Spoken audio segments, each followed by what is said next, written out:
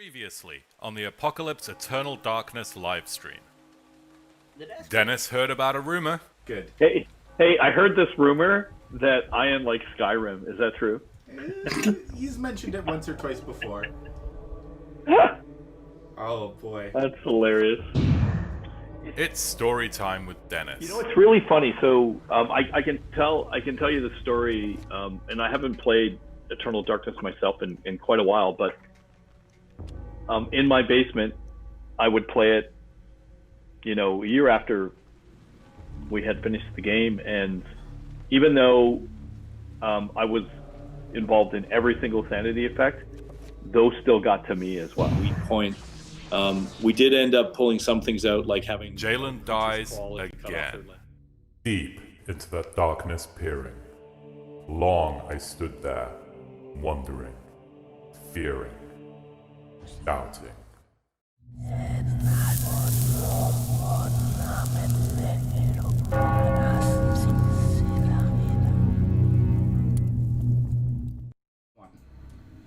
Hello everybody, welcome back to another Apocalypse Studios live stream. My name is Jalen Pachenik, your community herald. I'm joined, of course, as always, by our CEO and founder, Dennis Dyack. How are you today, Dennis?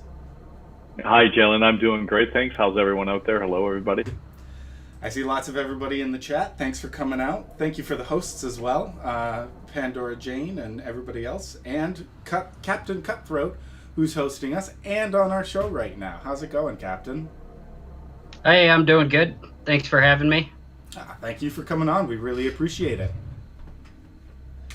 Back where we were in Eternal Darkness, I had played a little bit over since our last journey, because I believe I died to a horror last time, is where we ended the show. So after finding the one empty wine cask, finally, we should be back here. Yes, just before this horror that got me. So let's see if we can restart this and try again. Ian, I see you in the chat. Thank you, and thanks Faceless Mike for having some confidence in me. You want to don't forget to enhance your sword there. Very good idea. Enchant it. Yeah, Enchant. I'll just leave this room for a quick second. He can wait in there. That's fine. RGB. I didn't see what color he was. I didn't pay attention. Red. Okay. Oh no, then it should be blue. Yeah. Yeah, actually. Yeah, that's green is bad. Yeah. Green is bad. I was just and you want to go 5 points. Don't go 3. Or can you not do 5 points yet? I don't believe I have I don't know anyways, the 5-point spell to enchant items. Oh, I see. You might not have okay. Yeah. All right. Unless chat wants to watch me sit around and mess around with some runes, trial and error for 10 or 20 minutes, but we'll see. Okay, let's try this one more time. Yeah, that is much, much easier. Oh, okay, except for when he does that. Interesting. Captain Cutthroat, you used to be a streamer yourself, you said, right? Well, you still are. Yeah, I used to stream. I haven't streamed in a couple of years now. Started a new job. I moved to different states, so just haven't got back into it yet. Still figuring out my game room now that I have one here as well. One more head? Oh, yeah, I got that one. Okay, cool. So as usual on the stream, if anybody has any questions they want to leave in the chat, I will ask them to Dennis. Typical Dead House stream thing. Yeah, we're if you guys got any questions about our upcoming game, Dead House Sonata, this is your chance to have your questions answered. I know that we've pulled quite a few questions from our Discord that we might go through at some point, but if anyone in chat has anything interesting. Moved many times. You got him. Jalen, Pandora Jane said to give a try to the shield spell sometime. Should be that's a good idea, yeah. So I got... there it is. Whew, there we go. Figured out the puzzle. Only took me a while.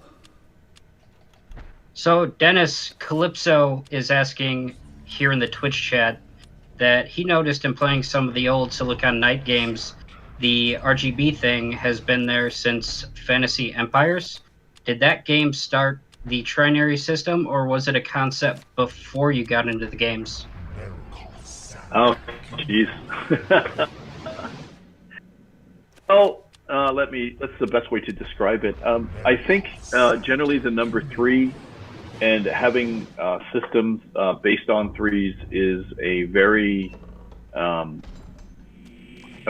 solid system. So he did catch me. I have been doing this for a while.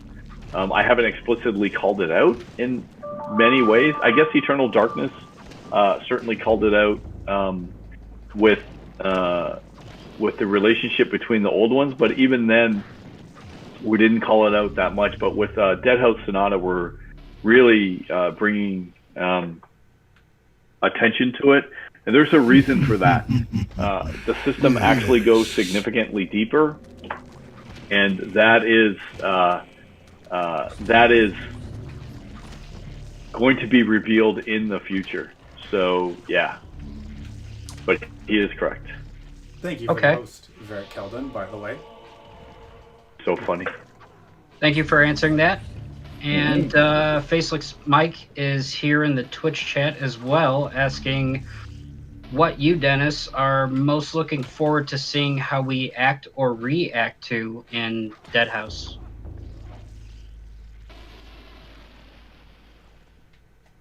That's a tough question. There's so many new things we're trying. I think one of the first things I'm very interested in is to see how everyone reacts to the ages system and the narrative and the way we're doing the narrative.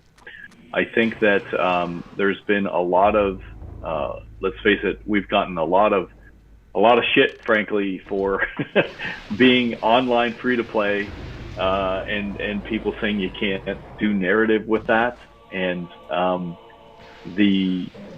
hopefully we do things right and we get the right kind of reaction. So that's the first thing. And why I say that is the traditional narratives are all based off of the way that stories used to be made, and to actually have something that's living and breathing, a living, breathing universe, and how that affects narrative is really not been that explored that much. And I think we have some opportunity to really do some interesting things with Dead House. And when that becomes available, and when we put in some of the narrative with sentient weapons, I am very excited, but I really dig it, and I hope everyone else digs it too. So I guess we'll see. Sounds very cool. Let's see here. We got another one from Nightfall Alleycorn. One question I've been wondering for a while: was there any plan for a Batflight cinematic for Land of the Nemesis and Dollmaker's house in Blood Omen, or like the other landmarks had? They did not have them? Is that what the question was? That's what the question is, yeah. Was there a plan for them in the game? So there may have been. So a lot of people might not know. I'm the one who did the art for those. I use this program called Vista Pro, where all the terrains were fractally generated, and I think I created them for every major flight path. Now, they did take a long time to render. Then we took 3D Studio Max and then composited the 3D terrain or castles or whatever it was over the Vista Pro fractal terrain. So I don't remember that we cut any of those out at all, actually. So I'm guessing by time they were done, we already knew the locations. I was playing around with this art software for quite a while. You'll find with me, I dabble in a whole pile of things. So whether it's you know, doing effects in the game or you know, other various things, I will do that. So anyway, that being said and done, I ramble. I've had too much wine already. I don't think so is the answer. We certainly could have done them, but I don't think they were ever planned, so we never did them. Okay. If it would have been a modern game, rather than pre-render those, I would have done them live. And if we have flights like that in Dead House Sonata, I think we will do it from a you know, not a pre-rendered perspective, which would be really cool. Yes. Yeah, those flight Sounds paths very cool. The flight paths were some of the cooler parts of Blood Omen, I will admit. The graphics behind them, and I don't know, just the sort of feel that you are traveling across this big land. It really added to the scale of Nosgoth. Yes, I almost said Negosua. Pargon now. Oh yeah, you didn't have Pargon, so now Pargon, one of the more. Everyone knows Pargon. Okay, so Helps out a lot. yes. So just so I understand this, if I add Pargon to the 5-point circle of power, it just increases whatever spell I throw in there. Correct. So do the enchant and shield if you have enchant and shield. So I would create those spells right now while you get a chance. Yeah. Yes, new spell. Oh, well, hold on. Let me see where the... Let's see here. So Calypso is asking in the Twitch chat, what software was used to make the character models before they were broken down to sprites in Blood Omen? Okay, so we used Animator Pro, and oh man, there's a... What was the name of that? Oh man, it's still around actually. It's a really eclectic program now. Hold on. To do a Google search. I can't remember the name.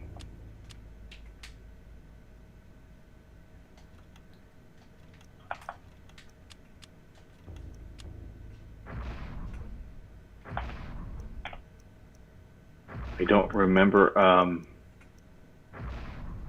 Jeez, it might be here.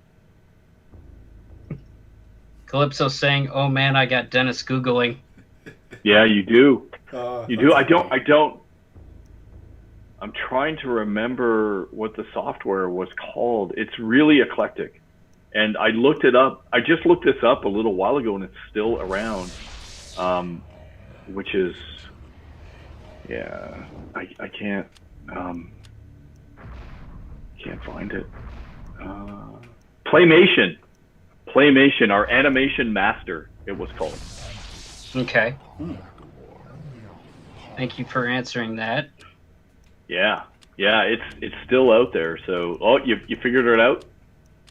There we go. Yep, just going through real quick and getting all of the enchants. I'll put the shields in there too real quick. Now you're talking. Now it's starting to make a lot more sense, this magic system. Yes. It was based off of, this magic system is based off of some of the stuff I did in my master's thesis, where I did some neural network pattern recognition for voice, where you had to break things down into phonemes and natural language parsing. So, yeah. So it actually is meant to be somewhat as logical as possible. Mm-hmm.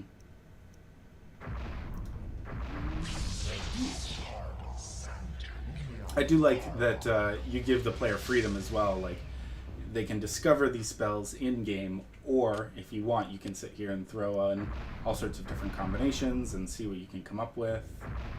Yep. And there's a risk-reward factor for each power level too, right?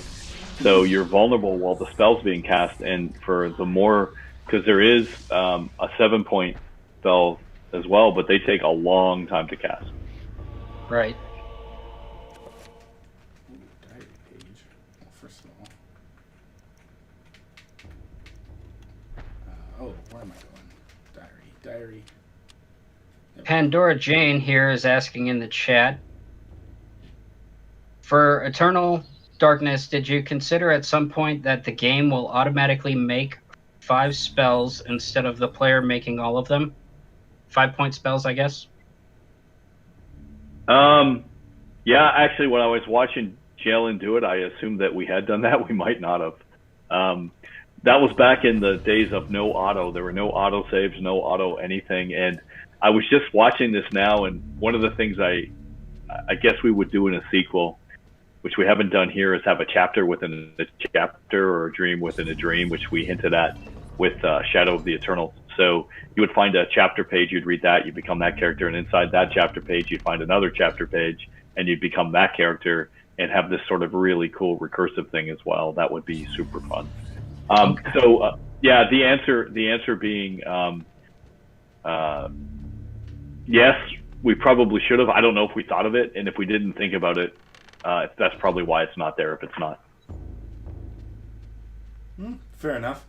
Adds some trial and error aspects to it. What do you have in your inventory, Jalen? Ooh, let's see. 2-edged sword, mace. Do you have like a knife? I got this sword, which I don't think it would let me use in that hole. I was about to go up to the custodian and start swinging my sword at him to see if that worked. Yeah, no. Okay. Unless there's something else I'm missing in here. We'll go double check through these rooms again. All right. Just to solve all the puzzles. Yep. That one's locked. That one requires a knife. And we'll go back in through here.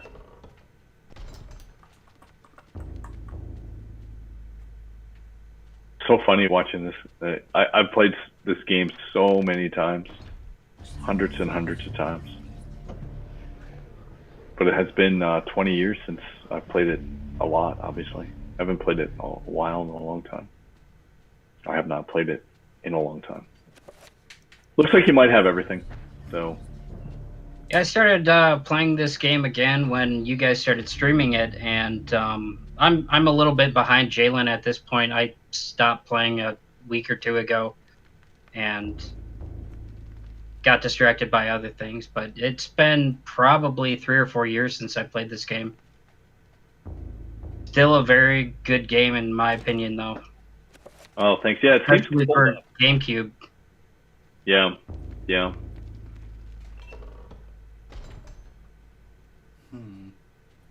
We got another question here from the Twitch chat from Faceless Mike.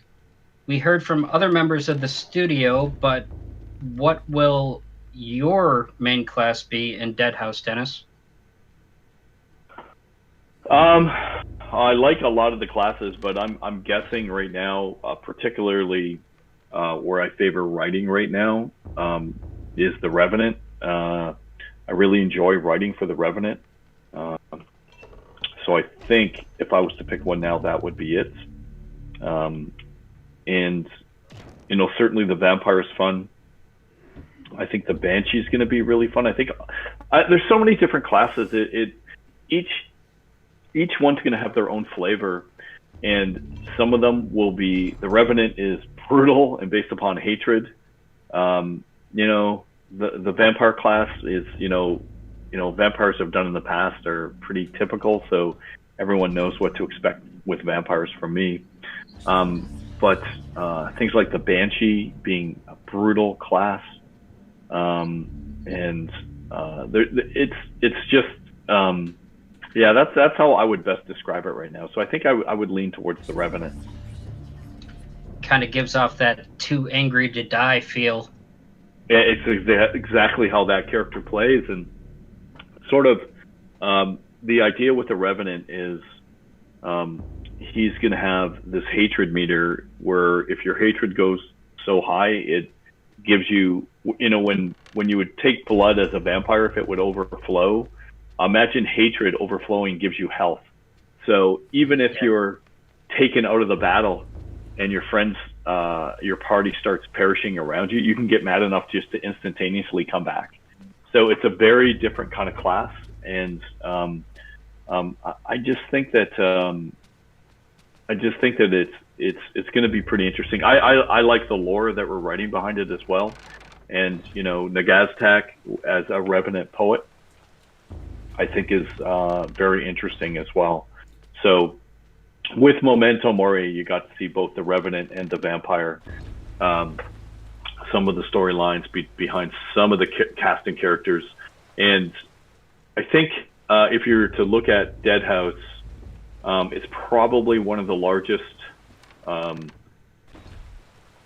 scripts and stories I've ever attempted. There's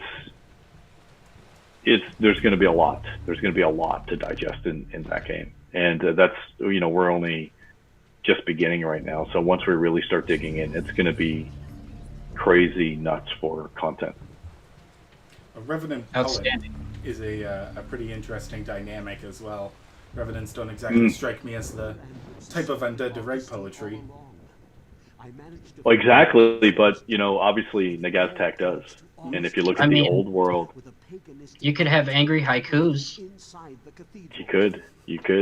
You absolutely could. That's very true.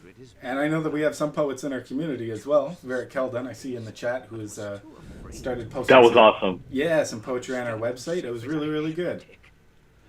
We had a second poem as well. Mm-hmm. I think Darula was posting some as well. Yeah, Darula, I didn't understand it. I was like, what is it? It made me laugh. I only got a chance to look at it this morning. I'm like, oh, Darula, you make me laugh. Oh, he's a very smart guy, clearly. Mm-hmm. And I just looked at it and go, what? I was like, come on, man. No one's going to get this. But, it's pretty cool what he did. He created his own language, of course, and then he wrote poetry in that language. That's what you needed. There's your dagger. Yeah, it's pretty interesting. It's pretty interesting. Yeah, he's a very smart guy. Okay, so we got another question here in the chat from Elv1. How many of the classes are playable or have playable prototypes right now? 3 right now. Okay. Some of them are further along. For development status, just so everyone knows, we're still super early. It's going to be a long time before we're at what I would call a 1.0. And we just hope people are going to be patient with us, because we want to make sure we get it right. Now, we are going to be super transparent about everything, and the game is quite large and quite ambitious. And when we're talking with partners about it, they're like, oh, you guys are insane. And I'm like, yep. But it's really fun what we're doing. So I look forward to seeing how all this stuff plays out. But everyone who's definitely part of the community now is going to be rewarded largely, both in not only just early adopter packages and all that stuff, but they will have hands-on direct feedback with us on what they like and what they don't like, and we're gonna really work on that a lot. So if there's stuff you don't like, you need to tell us right away, and we will listen. So yeah, for sure. That's one of the big focuses of the community roundtable streams, obviously, is that we go over everybody's suggestions and what they would and would not like to see in Dead House. But I know we're also talking about a sort of special group to give us more ideas and have more direct access to the developers during development. Thank you, Pandora Jane, by the way. And that interaction with the community, in my opinion, is probably one of the biggest things that has drawn me to you guys. I mean, obviously, Dennis, you've been working with Silicon Knights and worked on outstanding games, Blood Omen, Eternal Darkness, Too Human. That also drew me in, but the interaction with the community, you don't see that a whole lot from other gaming companies, at least not that I'm aware of. Yeah, I agree. It's well, I know why. It's terrifying at times. So I can give you an example. I think we might have mentioned this before, but I'll elaborate more than what I did. When we, with the recent release of Memento Mori, we almost didn't release it, and we almost didn't release it because we were very afraid it wasn't good enough. It's nowhere near the final quality that we want to hit. But we, and why I say that is, when we released our first sort of early combat prototypes on IGN, we got killed basically for people saying, "Hey, this looks like a PS2 game. The animations are, need a lot of work, and some prototypes don't even have textures." And if you look at people in the industry, they look at that and they go, "Whoa, this is pretty cool for being this early." But I then realized most of the games that people see on IGN are like 3 months before shipping. So that would mean we can't show anything on IGN for like a couple of years from now.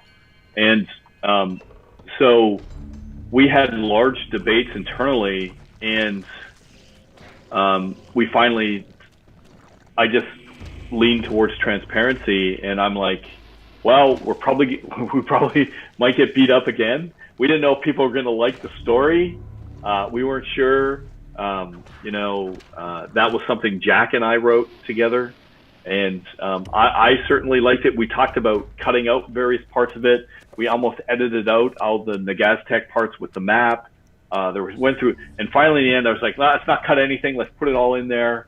Let's just see what happens. And it turned out well, but it is very frightening to do that. Every time you put yourself out there, you leave yourself vulnerable to criticism. And I know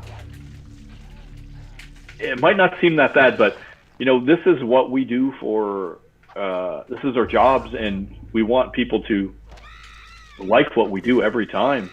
And it can be really painful. Like, we really took the feedback to IGN to heart, and we decided, I guess, maybe we shouldn't post on IGN or talk to IGN and have them feature our stuff for a long time until we're sure that, this is one of my most fun puzzles. Good job, you murderer. Yeah, that's great.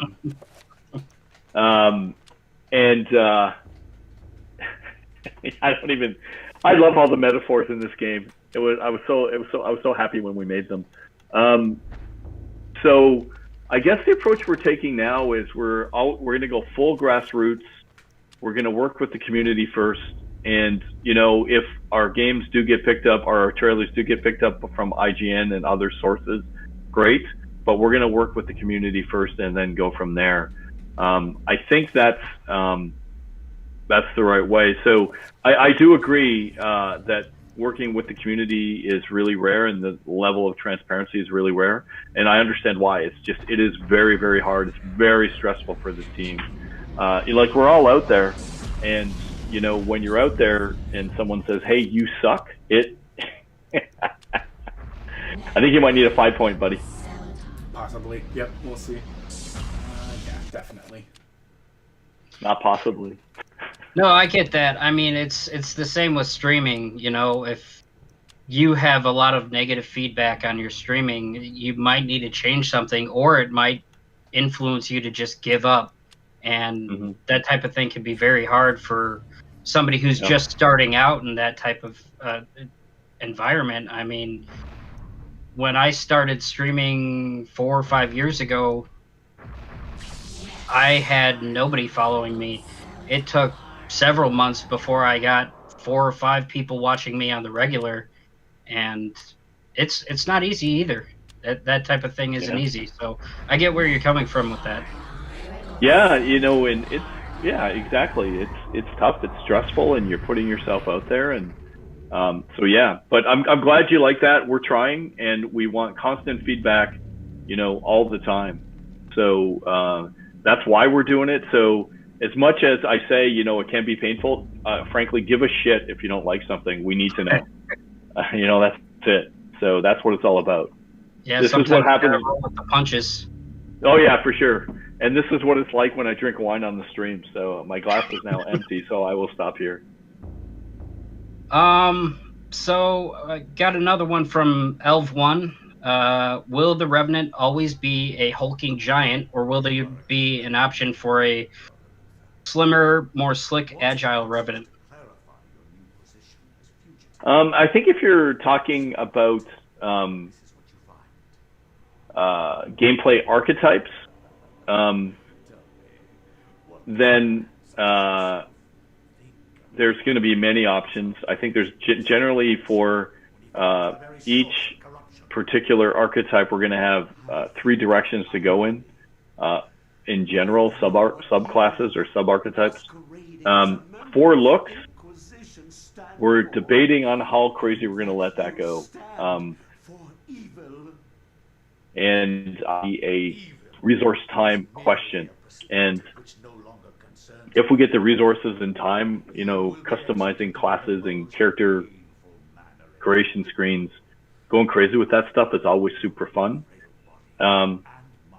Always even more fun if you can have it affect gameplay, which I have some ideas. But again, it's all going to depend on schedule and manpower and what we can put together.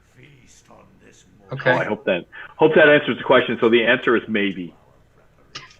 Thank you for answering. Got another one from Nightfall Alicorn. Will there be an overflow system in Dead House? Like if a vampire consumes too much blood or a revenant gains too much hatred, the player's character gains increased damage but loses control into a confusion or berserk rage. Oh, that's very interesting. That's a very interesting concept. So that the overflow system, conceptually, definitely, we already have that planned, but okay. not in the specific instance and description that you said. We have, it's snowing outside right now, by the way. Yay. Oh. I don't know if you guys can see out the window, but I see snowflakes like a lot. Yeah, May. What an interesting year. So I think yes. In that specific instance might work well for some of the classes, and maybe particularly some of the subclasses within each class. So that could be a pretty cool mechanic. Please post that idea in the forums. That way it'll get logged, and I know we'll try to log it here too. But I think that's a great suggestion. Yeah, it sounds like a good one. Yeah. Okay. Moving on. From Their Food, how deep is the skill attack customization in the game? Talking PoE level skill tree or closer to something like Diablo? That's a great question, actually, and things we've been talking about quite a bit. So I would say it's a hybrid. So when it comes to Path of Exile, their skill tree is a graphical skill tree. And this is not a criticism, but it is an observation. Path of Exile is a completely symmetrical game, meaning every class gets the same skill tree. It just depends on where you start is really the only difference. And because of that, we went away from a shared skill tree, and we were moving towards each class gets their own skill tree. Will it be graphical? Yes, I think so. So it will be like Path of Exile, only each class will have their own tree rather than one large shared tree. So it's a hybrid. Okay. Thank you for answering. Moving on, we have another one from Pandora Jane. At Dead House Sonata, question for Eternal Darkness again. Did you have ideas for more spells that got cut out from the game? Oh yeah, there was actually a lot more spells, and I think we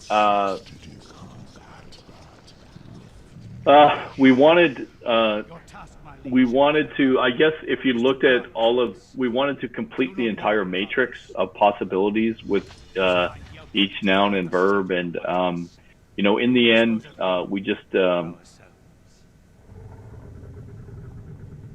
forever. And so we got through as many as we could that we thought were really important. You ready for this boss fight, Damien? Damien. Jalen? Guess not. Yeah. I was ready. I was thinking like, okay, he's blue, so I got to go get the crossbow bolts so you can. All right. Never mind. Nope. Squish. And that I remember. So when we were actually when we were making this up, I remember when we were showing the guys from Nintendo, Miyamoto-san and a bunch of the other guys, when we showed them that, they all looked at me and they're like, you just killed him. Isn't there a boss fight? And I was like, no, you expect there to be a boss fight. We build you up for this boss fight and we just smush you. And they're like, that's mean. And I'm like, yes, it is. It's very mean. And that's why we're doing it. I want to leave a lasting impression. And I said, even though this game is not always going to leave you with happy feelings, I want to give you memories of things and go against normal gameplay tropes that just really leave a lasting impression on how some of the stuff could go. So I just love like watching Jalen there. And he was getting, or I could tell by the look on his face, he's like, okay, got it. Especially, right, because you have performance anxiety because of the stream. You're like, okay, I don't want to look bad. And then you just get smushed like that. I think those moments are some of the most interesting moments in gaming. And I think that's, to this day, which makes Eternal Darkness special. And I wish there were more games like it from that perspective. I just love seeing the facial expression. So sorry, I got excited there. I just love that stuff. No, that was good. That one really, that did get me quite a bit. Because, yeah, you're ready for this boss fight. They hyped it up before. You've already seen this guy. Now he's here in person. You're like, okay. Even Augustus says, like, we'll deal with him. Like, don't worry about it. And then just, well, all right. Right, and it's that whole Batman thing, right? The whole typical, I will deal with him. No, don't worry, I've got him. And then meanwhile, like, that's your typical trope of, you should have let him deal with him. And, you get all your hopes up. You're getting all the right cues that this is going to work out okay, and it doesn't. And, yeah. And so, reading the note that I was given after, I have to go find 88 keys somewhere? I don't know, is there a key ring around this mansion or something? 88 keys could be a reference to a piano. Maybe, possibly. Who knows? Interesting. Right, not that one. Where was that piano, if that is how this puzzle is to be solved? First floor. Just in theory, Oh, wait a minute. Yeah. That might have been a spoiler. Well, now someone's just leaving me revolver ammunition around the house. Which I don't like when the game starts leaving you ammo places.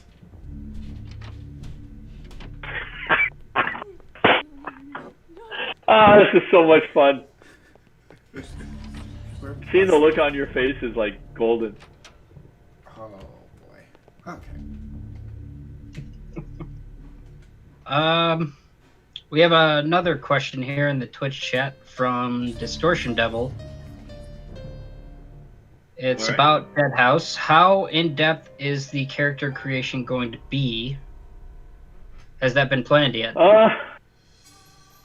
Yeah, I think so. That is on the queue, on the development queue. Personally, I want it to be very deep, and I have a lot of very interesting directions that we could take it, and I think that the goal would be to have you create things that not only affect your physical appearance, or just your appearance, I should say, but affect your gameplay as well. That gets really complicated on top of all the other things that we have to balance. So, but as I'll keep this non-spoiler. So if you decided that you wanted to do a portly I don't know, a portly ghoul that you will move around slower, but you have more hit points and you can eat more. That's an example of something non-spoil. We have some really interesting ideas for character creation with the undead, and that would be cool. Now, I don't know how much time we're going to have to do all of these things, and the only reason I say that, I don't want to have people think that we're pulling anything back or anything. Right now, with some of the design concepts we have, I think we need thousands of people, and we're 12 right now. 12, and well, I guess there is no studio anymore because of COVID, but we're very small still, and we need to grow. And I've wanted to grow the company faster, and we're trying to grow, but we're not growing as fast as I'd like to see it. So that being said and done.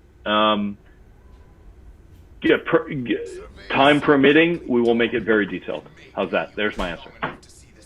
Well, the character creation, changing your gameplay, I don't think that's ever been done before in gaming, not to my knowledge. And that would be pretty big. Not on that scale anyways, of, you make your character a little bigger boned and now they have more health and can eat more. That's... Elv1's here in the chat saying, create the fattest vampire available, transform into a werebat, fly above the enemies, transform back into human or vampire form, and crush your enemies by falling on top of them. Yep. Let's do a fatty flop. That would be an interesting move. Mm-hmm.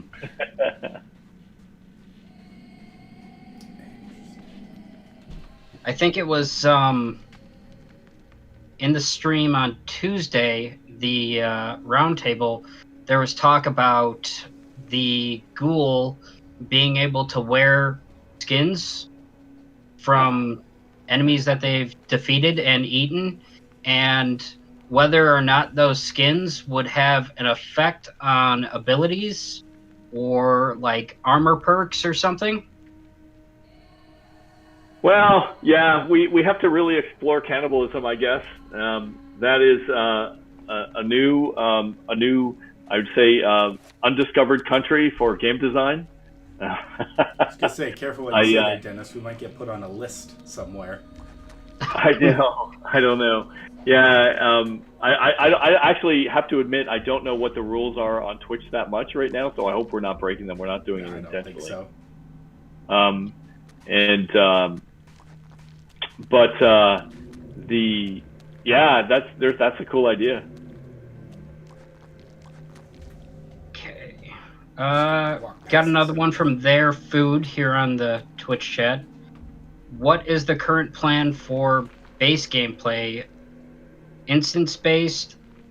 If so, plan to have things akin to the Greater Rifts for a challenge?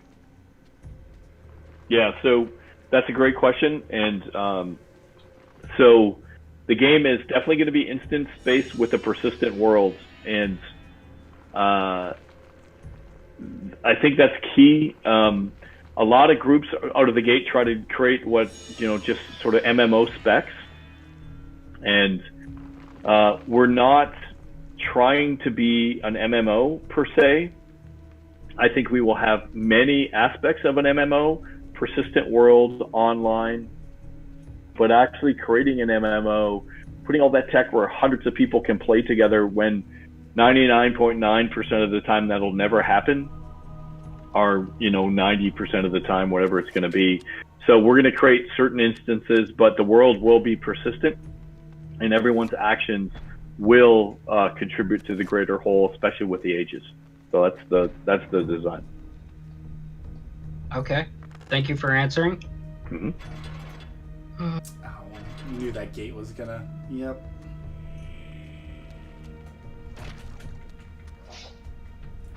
I think I was watching Pandora stream. She was here just this week. Is that right, Pandora? I think you were, right?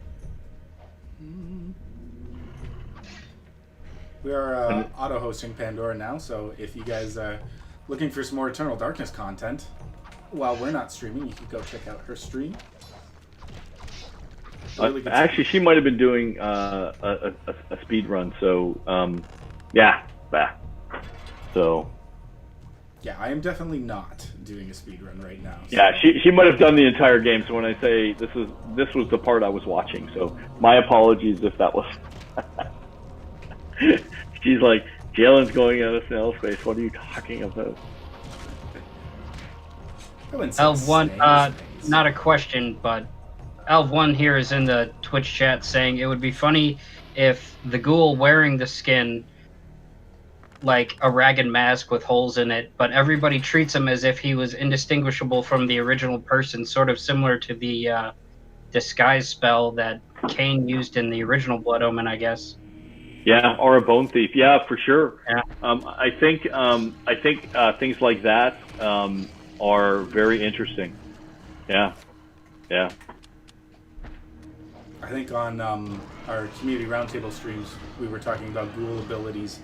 And that was something that was brought up in the conversation, was the ability to wear someone's face or parts of their body to disguise yourself as them. I think we're hitting the right spirit for Deadhouse. It's definitely it's definitely going in the direction I thought it would. It sort of reminds me of Lisa Trevor in, I think it was Resident Evil 1, where she takes her parents and sort of wears them. And you read this in her diary or whatever it was, but it's kind of what I think about when we're talking about this. Yeah, that's disturbing. That's for sure. I don't think I had ever noticed that these statues appear after people had picked up the book. Interesting. Yes. It shows everyone before And- you. Yes, it shows. It does. It shows everyone who's had the book before. Correct. Interesting. And I think those It also strings helps are getting louder. basically tell you your progress in the game. How many chapters you've done. Mm-hmm. Look at how far we've come. It goes even there. It does come back. It has meaning at the end of the game too, so even further. But that would be a spoiler. Their food is the floor soul sand, or is it soul dirt now? I know that they just added the new, another update to Minecraft. Sorry, talking about a different game right now. I don't know. I don't have any context for that. Sorry. Nope, that's all right. Ooh, trappers. Don't. Okay, we got another one from Calypso here in the Twitch chat. About Eternal Darkness, how did you guys come up with the idea for the book room? Those sounds are nightmare fuel. Wow, that is very interesting. I'm excited. I have not been asked that question before. So, Pocket Universe, right? Love Pocket Universes. And has anyone ever seen a old, I would say, B fantasy movie, but I loved it, called Jalen, save. Mm-hmm. Yeah, well, I'm trying to get out of here to a safe spot to save. Sorry for the interruption. And the movie was called The Sword and the Sorcerer. Has anyone ever seen that movie? I think I've heard about it. I haven't seen it myself, though. Sounds familiar. So, okay, hold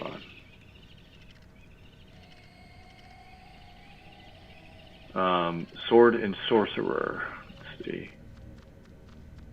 Yes, I am.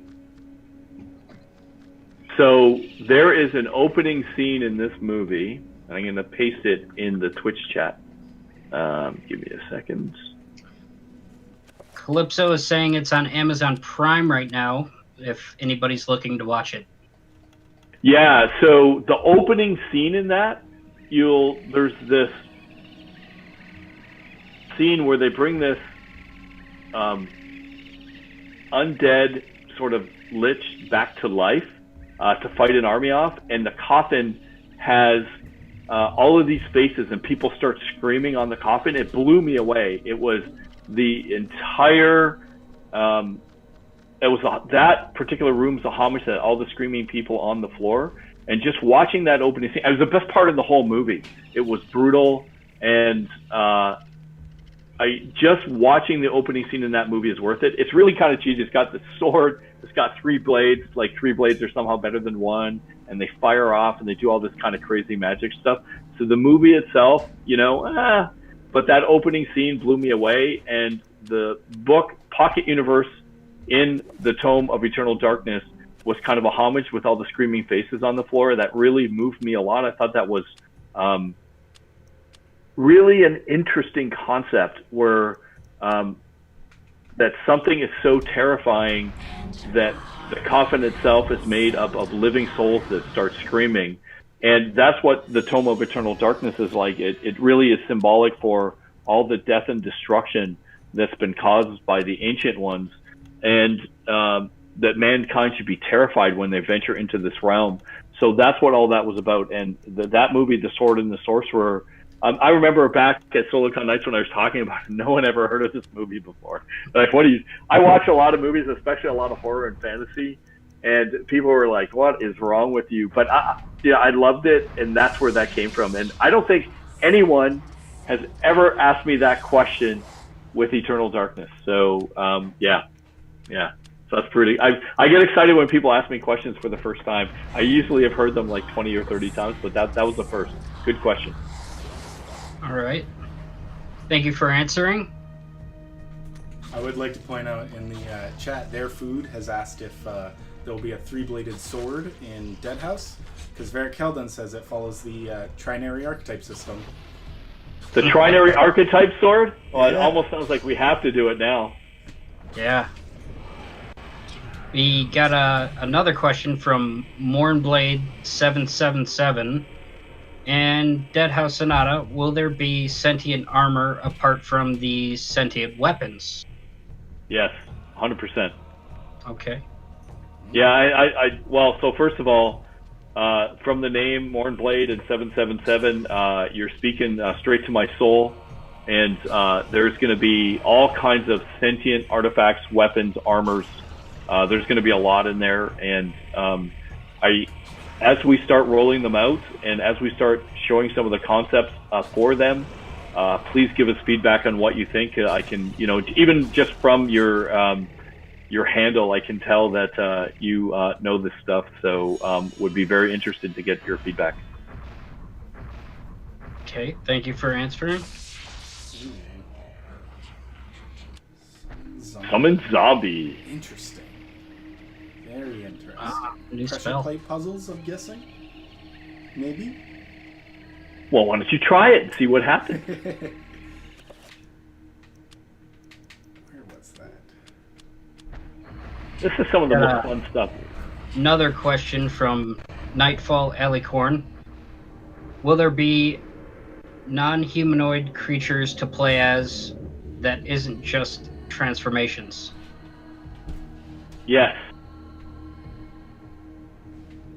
And I think in a previous stream we had talked about the Xenomorph House, or it had been mentioned. So I think that would be one of those that would fall under. Yeah, that's tip of the iceberg. Tip of the iceberg. I want to, isn't it? See this whole thing about, I don't know if anyone's noticed this, but I love designs where you actually get rid of your character and you actually control different things. I just love this stuff, and whether it's obviously I did this a lot in Legacy of Kain, and it's so much fun. You couldn't let him just disapparate after I was done with him. I gotta fight this zombie I just befriended and Yeah, man. You summon something, you gotta deal with it. It just doesn't go away in the Lovecraft universe. Consequences for your actions. That's correct. So, geez, what were we just talking about? Sorry, I lost my train of thought with the zombies. Non-humanoid creatures that would be playable as characters. Yeah. Yeah. So there will be entire houses that are non-humanoid, and so I think you're right. You're right, Captain.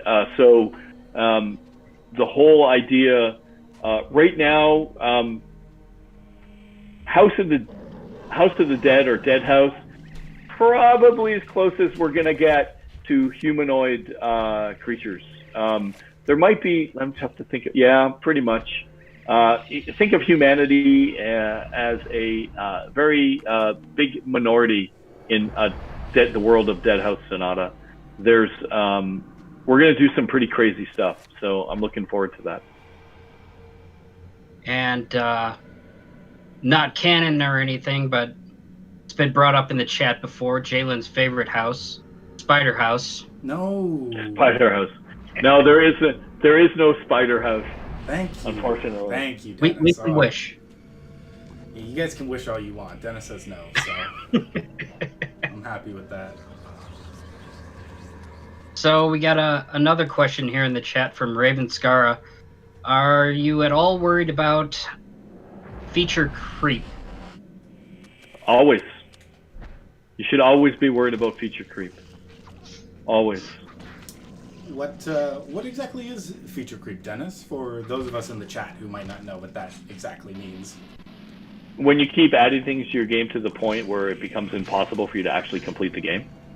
And there have been many games that suffer from this. And one of the things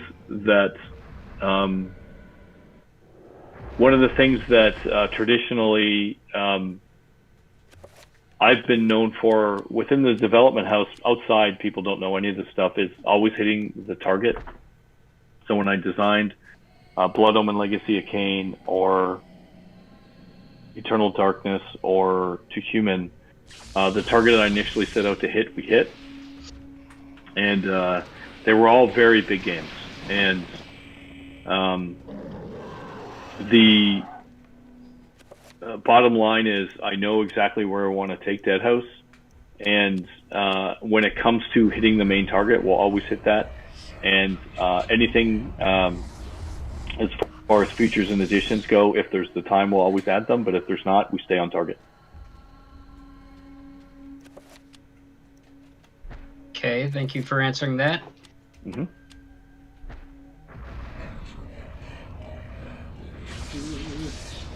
Stop. Yeah, I know there's been several games that haven't come out, there was like 7 Legacy of Kain games that never came out, and I don't know if that was a factor in that, but I'm sure it probably played a part in it. I think, so if I can speak to that, I don't know all the details of the design, but I can say the following. There is generally a misconception of what and how difficult it is to create a narrative-driven game. And a lot of developers are just like, oh, we can do that. And they look at what we've done, and a lot of the things that we were able to do in Legacy of Kain or Eternal Darkness or in To Human, the advantages that we had is the president of the company has a computer science background, so which is me, and also cares about narrative and story. So I could make calls to make the game holistically intertwined with that particular kind of genre, and it's very hard to do. Most companies will design a game and then add the story on later as an afterthought. And when you look at something like there, look at that. That was very good, Jalen. That was the first try.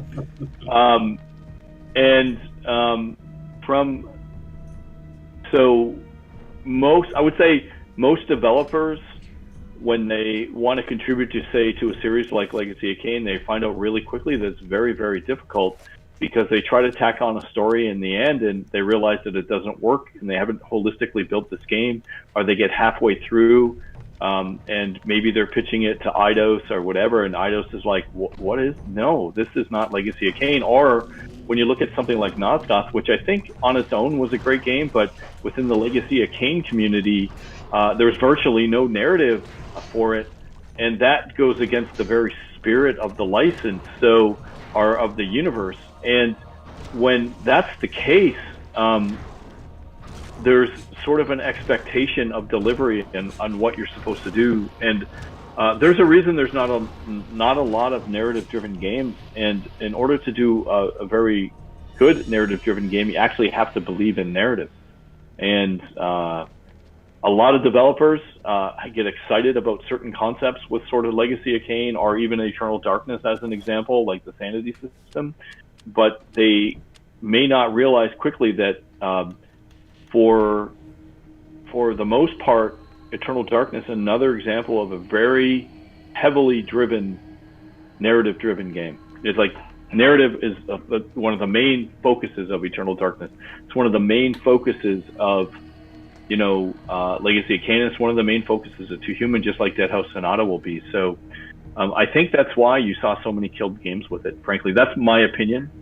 I don't know any of the details of the development. I'm not saying anything against any of these developers, except it's just really easy to underestimate how difficult it is to do that. So. Okay, thank you. Yeah, and actually just looking at the time right now, it is 5 o'clock. There was another door that I found back that way that something spooky down there I don't want to go down, so I think this might be a good point to end the stream. I want to watch The Sword and the Sorcerer now. I want to watch that opening. I inspired myself. I'm kidding. I did, actually. I think I'm excited. I want to go watch it. So It's been a long time. It's been like 20 years. Apparently it's on Amazon Prime, so if anybody has that, they can go watch it right now. I have Amazon Prime. I do. Well, there you are. You've all got some watching to do over the weekend then. A good recommendation from Dennis himself. Just the opening scene. Just the opening scene. It's pretty campy. It's a B movie, but that opening scene is killer. Fair enough then. All right. I'd like to thank you, Captain Cutthroat, for coming onto our stream this week. Is there anything? Thanks, Captain. Is there anything you'd like to say? Thanks for having me, guys. Yeah. If you want to plug your Twitch one more time or anything else? Yeah, I mean, I don't really need to plug my Twitch right now, but if I ever do get back to streaming and you guys want to subscribe once I get back, or you just want to check me out right now, that way you get notifications. Perfect, yeah. And thank you guys all in the chat for coming out for this week's stream. We really appreciate all of your questions and your support for Dead House Sonata. If you're looking for more streams, we'll be back on Tuesday for our community roundtable streams at 4 p.m. Eastern Standard Time, where myself and Ian will go over all of your suggestions for Dead House Sonata. Until then, you can visit our website at deadhousesonata.com, where you can find our forums to have your voice heard, a link to our Discord to join our community, and you can check out our store page to purchase a Founders Pack and see about becoming a part of our first stage. Thank you guys so much for joining us this week, and we will see you all on Tuesday. Fight the living, everybody.